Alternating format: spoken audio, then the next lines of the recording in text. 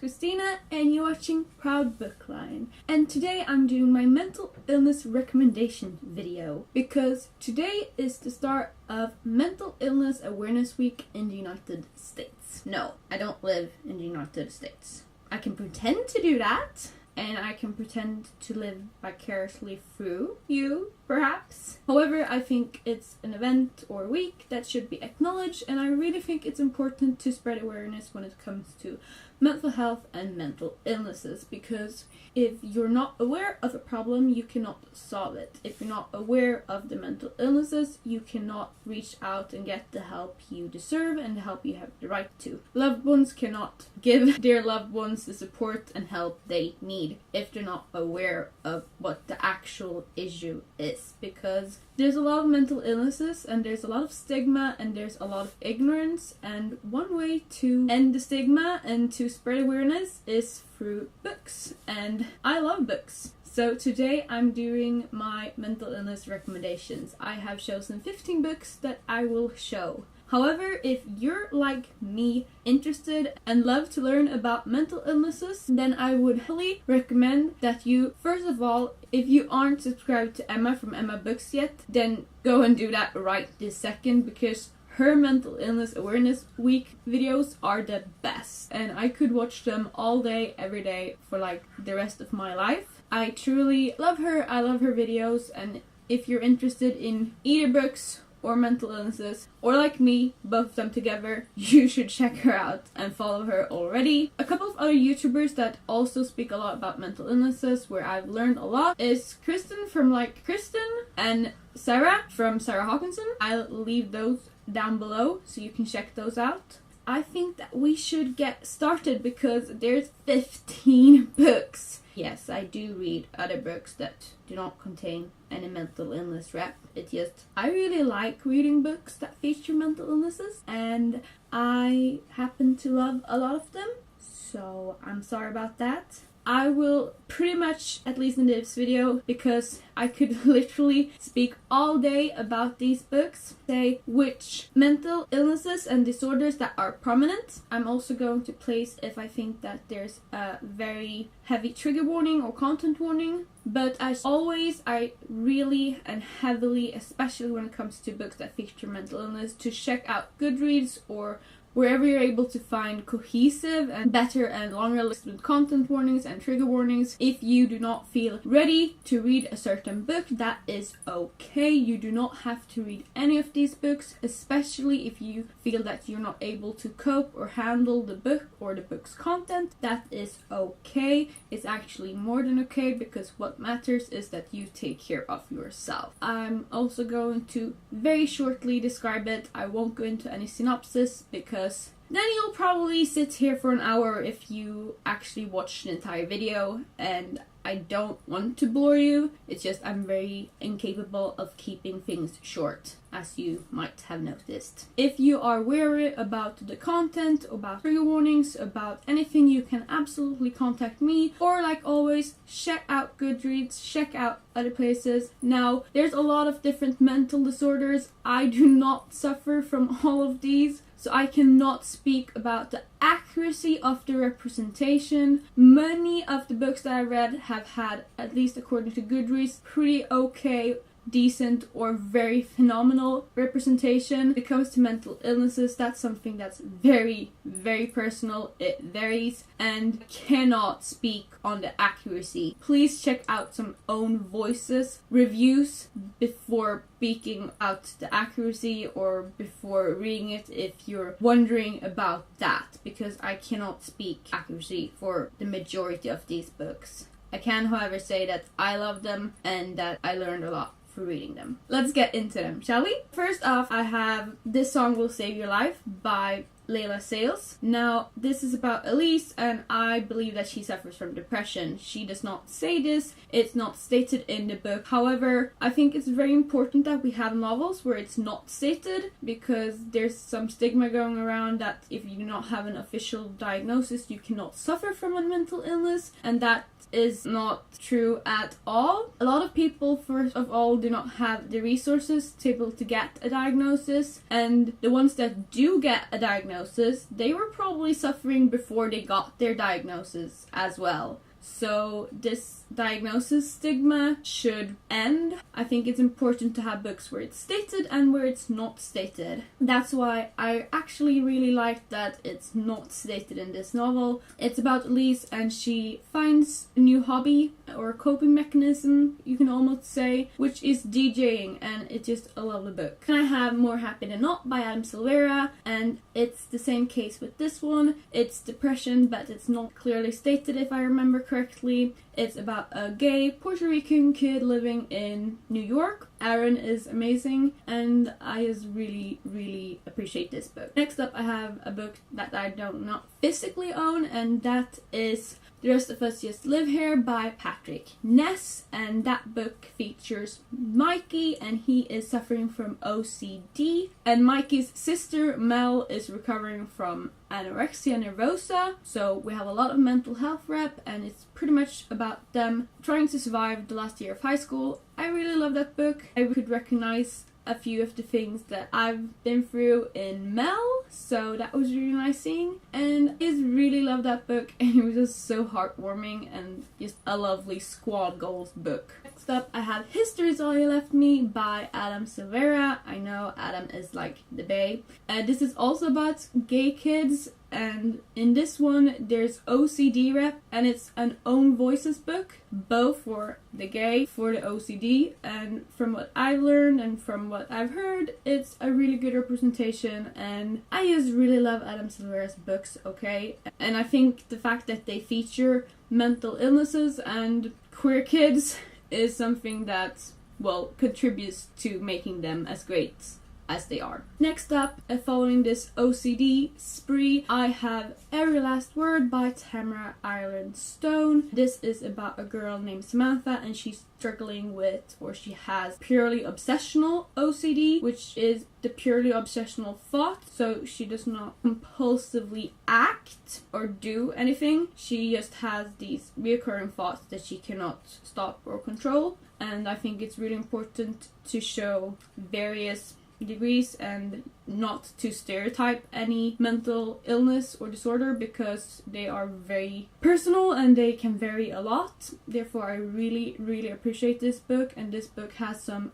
lovely therapist and professional action, because Sam is seeing a therapist, and it's just great to see that represented well, and I just absolutely love this book. Please read it if you haven't yet. And it features poetry as well, and that's something that I really love, and it's about like finding your place and finding your real friends. Next up, I have Under Rose Taking the Sky by Louise Gornall, and this is an own voices book for agoraphobia, OCD, we're following the OCD spree, and anxiety. This is one of the best books that I've ever read. I could not relate to Nora a lot, but I really learned a lot from it. It was very sweet, and I absolutely loved it. However, trigger warning on self-harm for this one, because there's an explicit scene. It's a contemporary romance, but it's so much more than that. We also have some lovely professional engagement in this one, and I really, really appreciate this book so very much. Please read it if you're able to, and if you haven't yet. Next up is another book that I don't physically own, and that is Eliza and Her Monsters by Francesca Sia, and that book also features anxiety, and I just love that book, and it's about fandom and fanfiction, and it's a romance-ish, a contemporary as well, but it's just a really sweet and lovely book, and it features anxiety, which is important to feature, I believe, because anxiety is a very common mental illness, and it does not have as much representation as you might believe it should have, considering how many people that are affected by it. After that, I have A Try to Kind of Wonderful by Eric Lindstrom, and I really love this book, not only because Mel is bisexual, I'm sorry, I have a bi bias, but she actually suffers from bipolar disorder. This was the first, and it's actually the only book that I've ever read with the main character that suffers from bipolar disorder, and it's a very common mental illness, and a lot of people have prejudices towards it, and they are very ignorant when it comes to bipolar disorder. Therefore, I think it's an important read. It's also a romance, I suppose, but it's mainly about finding yourself, like most books in this recommendations list at least, but I really adored it. I cannot speak of the accuracy of the representation. I've heard mixed things, but I thought it was a pretty good book at least. After that, I have Made You Up by Francesca Sapia. This is about Alex, and she's dealing with early on schizophrenia, I believe. She has visual hallucinations and delusions. I'm not really great at the whole getting the terminology right, especially as I have learned both terminology in Swedish and English, and I mix up a lot of things. I apologize for all the terminology within this video. I really adore this book. Alex is an amazing character. It deals with the topic really nicely from what I've gathered. I cannot speak with accuracy. After that, I have Gina/Finn, and this is a lovely book as well. And one of the main characters, she has schizophrenia as well. And schizophrenia usually has very bad representation, so to actually see main characters with schizophrenia that are indeed humans, they are not villains, it's really important, and I think we really should get a better understanding of what schizophrenia actually is and what it means for the humans that have it.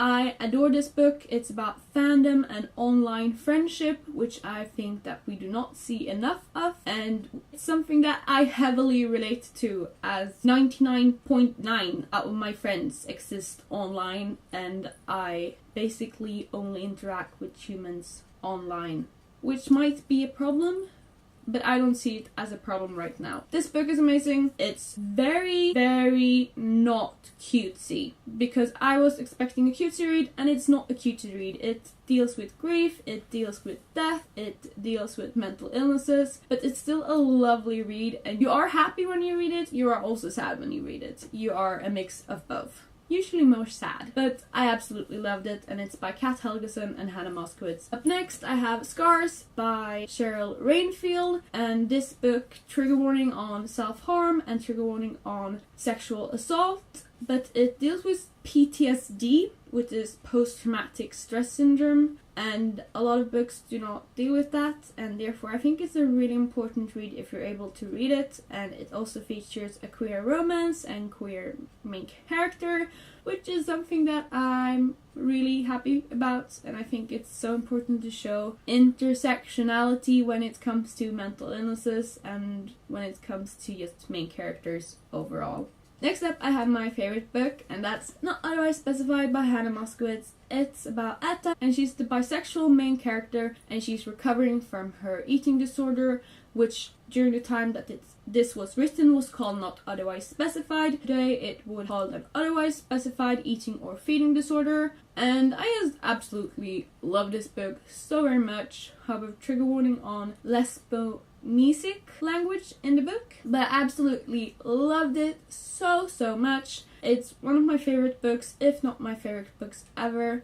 I just absolutely love it, and it really breaks a lot of prejudices when it comes to eating disorders, because usually you believe that it affects a white teenage girl that's straight and cis and just everything that pretty much Etta is not. Etta is cis, but Etta is black, she's bisexual, she's loud, and she's proud, and I absolutely love her, and I love this book so very much. Next up, I actually have a poetry collection, and that's Princess Save Yourself, and this one by Amanda Lovelace, and this features eating disorders. I'm pretty sure that Amanda struggled with restrictive eating. I'm not certain which diagnosis or if she ever got a diagnosis, so I can't speak of that, but I absolutely love this poetry collection, and I think it's important that mental illnesses are shown in different types of books. Lastly, I actually have two non-fiction books, and the first one is Almost Anorexic by Jenny Schaefer and Jennifer Thomas, and this book is basically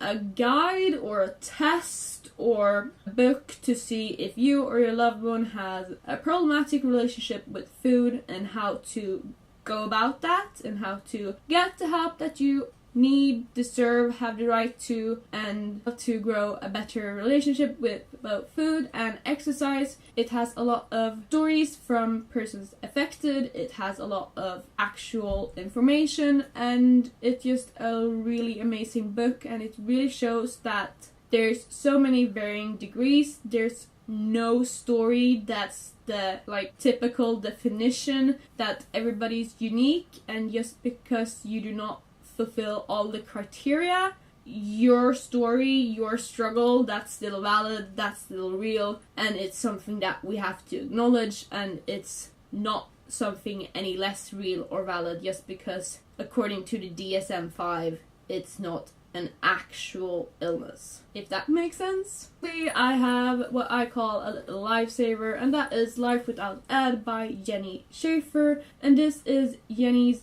biography, but it's also a self-help book. I'm not sure how to really define it, because Almost Anorexic is absolutely a self-help book and almost like a test book, or like, let's see how things are. In Life Without Ed, we get to follow Jenny's journey as she is in treatment, and we get to follow how she dealt with things during her recovery, and she's now recovered. She's now living a happy life without Ed, without her eating disorder, and it's basically about how she recovered and how you can recover. And in this 10th anniversary edition, there's actual things that you can try at home to do and to actually to get you on the road to recovery so that you can call yourself recovered. And I would absolutely recommend this to anybody that's struggling with an eating disorder, that's struggling with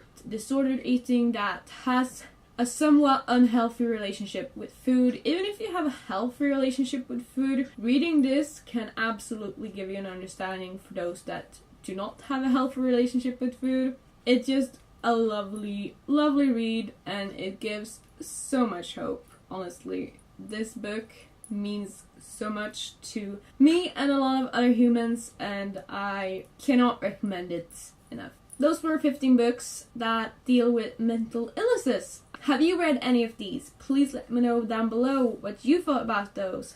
Have you got any other mental illness books that you think that I should read ASAP?